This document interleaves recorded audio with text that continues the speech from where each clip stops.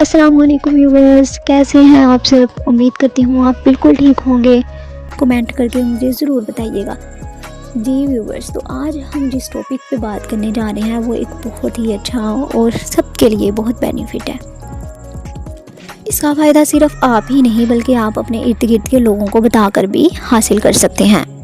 आज के इस वीडियो में हम बात करने जा रहे हैं स्ट्रेसर के बारे में। स्ट्रेसर क्या होते हैं? आप में से बहुत से लोग तो जानते होंगे, ज़हनी बोझ जो हमारे जहन पे जो भी बात सवार हो जाती है, कोई भी किसी भी किस्म का मसला है, किसी ने हमें बुरा कह दिया है तो वो हम अपने जहन में बात बिठा लेते हैं, तो उसको कहते हैं स्ट्रेसर। अगर वो बात जो है वो हमें तकलीफ़ देने लग जाती है, हमारी नींदें जो हैं वो ख़राब हो जाती हैं, उससे हम ठीक तरीके से सो नहीं पाते, हमारी भूख है वो ख़राब होती है, हम अपनी भूख जो है वो बेहतर नहीं कर पाते, तो ये सारी चीज़ें जो हैं इनको कहते हैं मेंटली इलनेस।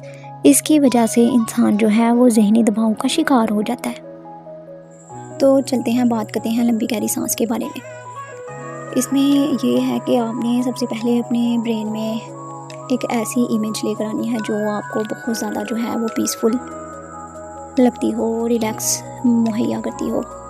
उसमें ये है कि कोई भी आप अगर कहीं इंजॉय करने गए हैं, कोई भी आपने व्यू देखा है, ऐसा व्यू जो आपको बहुत अच्छा लगता है, तो आपने सबसे पहले उसको अपने माइंड में लेकर आना है, जिसकी वजह से आप जो है वो रिलैक्स फील करते हैं, जिसकी वजह से आप मुस्कुराते हैं। उस लम्हे को आपने अपने ब्रेन में फ़िट करना है। उसके बाद आपने अपनी आँखें बंद कर लेनी है। नेगेटिव थॉट्स जितने भी हैं आपने उनको 2-3 सेकंड के लिए कम कर लेना है और वो जो व्यू है आपने उस पर फोकस करना है। फिर उसके बाद आपने लंबी गहरी सांस नाक के ज़रिए अपने पेट में इतनी भरनी है कि आपका पेट फूल जाए। उसके बाद आपने अपने सांस को 4 सेकंड के लिए रोकना है। 4 सेकंड में आपने कोशिश करनी है कोई आयतल कुर्सी या फिर सूरतुल इखलास या कोई भी सूरत आपको ईजी लगती है जो 4 सेकंड में आप रिवाइज़ कर सकें अपने माइंड में, तो उसको रिवाइज़ कर लें। उसके बाद आपने आहिस्ता आहिस्ता जो है अपनी आँखें खोलते जाना है और अपना सांस जो है मुँह के ज़रिए बाहर निकालना है। याद रखें कि आपने अपना सांस जो निकालना है वो बिल्कुल आहिस्ता आहिस्ता निकालना है। उसके बाद आप फील करेंगे कि आप जो हैं वो आपका जो स्ट्रेसर है वो कम हो गया है, यानी कोई भी ज़हनी दबाव है आप पे तो वो कम हो जाएगा। इसका फ़ायदा ये है कि आप जो है अपना अगर किसी को हार्ट का मसला है तो उसकी हार्ट बीट जो है वो तेज़ रहती है तो वो कम हो जाती है, और अगर किसी को सांस का मसला रहता है तो उसकी सांस का मसला भी कम हो जाता है। दिन में 3 दफ़ा अगर आप ये ट्रिक जो है वो 7 टाइम, एक दफ़ा में 7 टाइम अगर ये करेंगे तो इंशाल्लाह बहुत ज़्यादा बेहतर फील कर सकते हैं। तो दिन में 3 दफ़ा कोशिश कीजिएगा कि आप ये ज़रूर करें। एक नमाज फजर के बाद, दूसरा नमाज असर के बाद और तीसरा रात को नमाज इशा के बाद। जब आप अतहियात की सूरत में बैठे होते हैं तो आप ये ट्रिक जो है ज़रूर फॉलो करें। ये ज़रूरी नहीं है कि अगर आपको स्ट्रेसर है तो ही आपने करना है, आप उसके अलावा भी इसको कर सकते हैं, ठीक है। तो ये आपकी सेहत के लिए बहुत ज़्यादा कारआमद होगा और आपको नेक्स्ट कोई भी स्ट्रेसर अगर आने वाला होगा तो वो आपको फील नहीं होगा। दूसरे नंबर पे हम देखते हैं कुदरत के बारे में, कैसे हम कुदरत से जुड़ें, किस तरीके से हम नेचुरल ब्यूटी का फ़ायदा हासिल करें। इसमें सबसे पहले आता है कि हम सूरज को एंजॉय करें, यानी कि सूरज की जो बहुत ताज़ा सूरज की किरणें जो निकल रही होती हैं उनसे फ़ायदा हासिल करें। आप उसकी रोशनी में बैठें, कोशिश किया करें कि 5 से 7 मिनट आप सूरज की रोशनी में बैठें। और ये गर्मियाँ हैं, गर्मियों में तो नहीं खैर, लेकिन सर्दियों में ये काफ़ी बेस्ट टेक्निक है, आप इसको ज़रूर अप्लाई करें।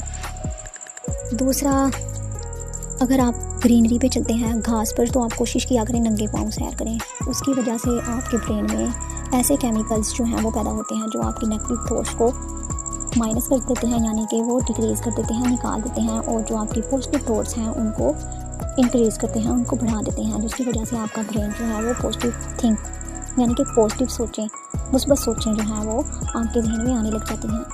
तो सुबह के वक्त जब आप घर से निकलते हैं, परिंदों के चहचहाने की आवाज़ें उनको ज़रूर फील किया करें। ये नहीं कि आप खुद कुछ बोलते जा रहे हैं, नहीं। अगर आप दुरूद शरीफ या आयतल कुर्सी या फिर आप कोई भी कुरानी आयत या सूरत अगर पढ़ भी रहे हैं तो उसको बहुत धीमी आवाज़ में, स्लो आवाज़ में पढ़ें, ताकि आप चिड़ियों के चहचहाने की आवाज़ें, परिंदों के चहचहाने की आवाज़ों को भी फील कर सकें। और दूसरा, आप जो है कोशिश किया करें नमाज मगरिब से पहले भी ये जो है अमल करें, ताकि आपका ब्रेन जो है वो जितने भी रोज़मर्रा के काम हैं उनसे डैमेज हुआ होता है, उनकी वजह से आप चिड़चिड़े हो जाते हैं और जो है आप लोगों से सही तरीके से नहीं मिल पाते, लोगों से जो है वो हंस के बात नहीं करते, आपके जहन पे एक अजीब सा बोझ रहता है और आप जो है वो इन्जॉय नहीं कर पाते, लोगों की पार्टीज़ वगैरह में नहीं जा पाते, तो वो जितना भी स्ट्रेसर आपके माइंड में फ़िक्स हो जाता है, टेंशन जितनी भी होती हैं वो सारी ख़त्म हो जाती हैं और आपका ब्रेन बिल्कुल फ्रेश फील करता है। अब तीसरे नंबर पे आ जाता है जी पुरसुकून मौसीकी या फिर पुरसुकून आवाज़ें। अब आपके जहन में कोई म्यूज़िक अगर है, कोई भी ऐसी टोन जो आपको बहुत फ्रेश रखती है, तो आप उसको सुने। अगर आप गुस्से में हैं या आप चिड़चिड़े हैं या फिर आपको बहुत ज़्यादा स्ट्रेसर है, तो आप रोज़ाना कुरान पाक की तिलावत करें, टाइम दें अल्लाह ताला को, ठीक है। उसके बाद आप नमाज़ें पढ़ें, अल्लाह ताला के करीब जाएं, अल्लाह ताला से अपना मसला डिस्कस करें। अल्लाह ताला जो है वो आपको आपके मसले से निकालेंगे, आप जो है वो रिलैक्स फील करते हैं। सिंपल सा सादा सा म्यूज़िक अगर आपको अच्छा लगता है तो आप वो सुने, बिल्कुल सिंपल हो, जो जैसे बांसुरी की आवाज़ या फिर बारिश की आवाज़ या फिर ओशन वेव्स, जो समंदर की लहरें हैं उनकी आवाज़ें, उनसे आप जो है वो काफ़ी अपना जहन का बोझ जो है वो कम कर सकते हैं। और जितना भी आपका जो है ब्रेन डैमेज हुआ होता है, जितना भी उसको कह लो कि स्ट्रेसर जिसकी वजह से उसने आपके ब्रेन को जकड़ा हुआ होता है, वो ख़त्म हो जाता है इस तरीके से। ये काफ़ी बेस्ट टेक्निक है और ये आपको ज़रूर अपनानी चाहिए। इसमें यह है कि अगर आप बहुत ज़्यादा गुस्से की हालत में हैं या बहुत शिद्दत का आपको गुस्सा आ रहा है और आप कह रहे हो कि मैंने अगले बंदे का मुंह तोड़ जवाब देना है, तो इस टेक्निक पे आप अमल कर सकते हैं। आप जाएं, अपनी पसंद की कोई मौसीकी सुने, अपनी कोई ऐसी मूवी देखें जिसमें आप जो है वो हैप्पीनेस फील करते हैं, कोई ऐसा साज जो जिसको सुन के आपका माइंड जो है वो अच्छा सोचने लग जाता है, ऐसा कुछ करें, ठीक है। तो कुरान पाक पढ़ें, वो बहुत ज़्यादा बेस्ट है। आप कोशिश किया करें कि नमाज मगरिब के बाद जो है कुरान पाक की तिलावत करें, कोशिश किया करें नमाज फजर के बाद आप कुरान पाक की तिलावत करें। इससे जो है वो आपके ब्रेन में बहुत से मुस्बत केमिकल्स जो हैं वो पैदा हो जाते हैं, जिसकी वजह से है आपका ब्रेन जो है वो बहुत सी नेगेटिविटी से रिलैक्स हो जाता है। चलिए चौथे नंबर पे हम देखते हैं जिस्मानी आराम के बारे में, किस तरीके से हम अपनी बॉडी को रिलैक्स कर सकते हैं। अच्छा, बाज़ औक़ात आपने बहुत से ऐसे लोगों को देखा होगा जो शिकायत करते हैं कि हमारे कंधों में खिंचाव है, हम जो है वो बैठ के सही तरीके से काम नहीं कर पाते, या बहुत से लोग शिकायत कर रहे होते हैं कि हमारी गर्दन में खिंचाव है, हम अपनी गर्दन को ईज़िली टर्न नहीं कर पाते। तो उसका सबसे बेहतर हल यही है कि आप जो है वो मसल्स रिलैक्सेशन एक्सरसाइज है वो आप करें। वो एक्सरसाइज मैं इंशाल्लाह आपको अपने नेक्स्ट लेक्चर में बताऊंगी। तो वो काफ़ी लेंथी एक्सरसाइज है और वो बहुत ज़्यादा बेनिफिट है। आपके किसी भी हिस्से में, किसी बॉडी के आप अगर खिंचाव फील कर रहे हैं तो वो उनके लिए बहुत ज़्यादा बेहतर है। आप जो है वो विदाउट मेडिसिन जो है वो ट्रीटमेंट कर सकते हैं अपने पट्ठों के खिंचाव का। तो उसमें यह है कि आप अपने कोई भी आपका इज़ा है, जैसे फॉर एग्ज़ाम्पल गर्दन में खिंचाव है, तो आप अपने गर्दन को आहिस्ता आहिस्ता पीछे की तरफ लेके जाएं, फिर उसमें खिंचाव पैदा करें, फिर उसको आहिस्ता आहिस्ता आगे की तरफ लेकर आएँ और उसमें खिंचाव पैदा करें, फिर आहिस्ता आहिस्ता आप दाईं साइड पे लेकर जाएं और खिंचाव पैदा करें, आहिस्ता आहिस्ता आपने यही बाईं तरफ करना है। तो ये तरीका जो है वो काफ़ी बेनिफिट है। 5वें नंबर पे हम बात करते हैं सुकून के बारे में, यानी पुरसुकून माहौल। किस तरीके से हम अपना माहौल जो है वो बेहतर बना सकते हैं। कोशिश किया करें, अगर आप स्टडी कर रहे हैं या कोई भी ऐसा काम कर रहे हैं जिसमें आपका दिमागी इस्तेमाल हो रहा है, यानी कि आपका ब्रेन जो है फुली फोकस है उस काम पे, तो आप जो है उसके लिए कम लाइट यूज़ करें। कोशिश करें कि आप मोमबत्ती का इस्तेमाल करें उस टाइम, या फिर आप कोशिश करें कि आप जो है लैंप को यूज़ करें। कोई भी ऐसी चीज़ जो आपके दिमाग पे बुरा असर डालती है उसको अपने करीब ना आने दें। फॉर एग्ज़ाम्पल, साथ टीवी लगा हुआ है और आप स्टडी कर रहे हैं या कोई काम कर रहे हैं, तो आपके ब्रेन पे उल्टा असर आएगा। तो शोर शराबे से दूर रहें। कोई भी काम करते हैं तो आप इजी होकर करें, रिलैक्स होकर करें, पुरसुकून जगह पर जाके करें। दूसरा, अपने माहौल को आप साफ़ रखें। आप जिस जगह पर बैठे हैं वो जगह आपकी साफ़ सुथरी होनी चाहिए। आपने जो कपड़े पहने हैं वो आपके साफ़ सुथरे होने चाहिए। परफ्यूम का यूज़ करें, आपको फ्रेश फील हो। तो कोशिश करें आप इर्द गिर्द जो है वो सफाई रखें। कोई भी चीज़ इर्द गिर्द ऐसी गंदी ना पड़ी रहने दें कि आपका बार बार ध्यान उसकी तरफ जा रहा है और आप अपना काम सही तरीके से नहीं कर पा रहे। तो सबसे पहले अपनी जगह को साफ़ करें। नंबर 6 पे आता है ज़्यादा सोचने को छोड़ दें। ज़्यादा सोचना, सवाल तो ये आता होगा ना कि कौन से ऐसे सोचें, ऐसी सोचें तो हमें सोचनी चाहिए जो हमारी स्टडी के रिलेटेड हो, या फिर ऐसी सोचें जो हमारे काम के रिलेटेड हो।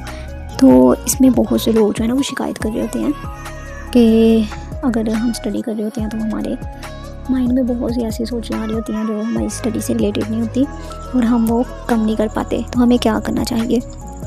या बहुत सी ऐसी औरतें, बहुत से ऐसे मर्द हैं जो काम तो कर रहे होते हैं लेकिन उनका ब्रेन जो है वो काम की तरफ उनका ध्यान नहीं होता, और बहुत सी बुरी सोचें या बहुत से माजी की जो पिछली सोचें हैं वो उनके ब्रेन में गर्दिश कर रही होती है, जिसकी वजह से वो काम सही तरीके से नहीं कर पाते। तो ये टेक्निक उन लोगों के लिए है। आपने करना क्या है, आप कोई रजिस्टर लें, कोई डायरी लें या कोई पेज लें, ठीक है। तो आप अपनी सोचों को उस पर लिखें। लिखने के बाद जो है अपनी सोचों को जला दें। जो आपने लिखा हुआ है उस चीज़ को आप जला दें। अगर आप ऐसा नहीं कर सकते तो आप सिर्फ उनको लिख लिया करें और फिर उनको रिवाइज़ करें कि आपको किस किस्म की थॉट्स आ रही हैं। अगर तो वो थॉट्स जो हैं वो नेगेटिव हैं तो आप सोचें कि ये पॉजिटिव कैसे बन सकती है उसी सोच में। अगर आप उस सोच में सोच रहे हैं कि ये मैं नहीं कर सकता, तो आप कोशिश करें उसको चेंज करें कि मैं ये कर सकता हूँ, मैं इस काबिल हूँ, ठीक है। उधर से ना को ख़त्म कर दें और उसको जुमले को चेंज करके आप लिख लें कि मैं ये कर सकता हूँ। 7वें नंबर पे हमारे पास आता है कुछ देर के लिए ऑफलाइन हो जाए, यानी कि अपने मोबाइल से, अपनी स्क्रीन्स और सोशल मीडिया से थोड़ी देर के लिए ख़ुद को दूर कर लें। ये बहुत मुख्तसर सा वक्फा दिमाग को ताज़ा कर देता है। फॉर एग्ज़ाम्पल, अगर आप कहीं पे जा रहे हैं और आप अपना मोबाइल बार बार यूज़ कर रहे हैं तो आपके लिए वो हार्मफुल हो सकता है, आपकी सेहत के लिए वो डैमेज हो सकता है। वो कैसे हो सकता है, वो हार्म कैसे हो सकता है, वो इफेक्टिव कैसे हो सकता है, वो इस तरह के आप किसी महफिल पे गए हैं और वहाँ पे जाके आप मोबाइल यूज़ कर रहे हैं, अगला बंदा आपको कह देता है कि भाई आप मोबाइल बार बार यूज़ कर रहे हो, कितने आप लापरवाह हो, आपको नहीं पता, आप तो मोबाइल में लगे हुए हैं, या कोई ऐसी वैसी बात बोल देता है जो आपको जो है वो इंसल्ट फील करवाती है। तो फिर बाद में आप जो है उस पर पछताते हैं कि भाई ऐसा मुझे नहीं करना चाहिए था, या वो अपनी तरफ नहीं ध्यान देते, वो भी तो यूज़ कर रहे थे, उन्होंने मुझे ही क्यों ऐसे कहा। तो इस तरह की चीज़ों से इंसान जो है वो बच जाता है। दूसरा ये कि अगर आप स्टडी कर रहे हैं तो अपना मोबाइल ऑफ करके साइड पे रखें और फिर अपना टाइम जो है वो स्टडी को दें। अगर आप किसी से बात कर रहे हैं तो अपना मोबाइल म्यूट पे लगाएं और दूसरों को अच्छा टाइम दें, उनसे बातें करें, ठीक है।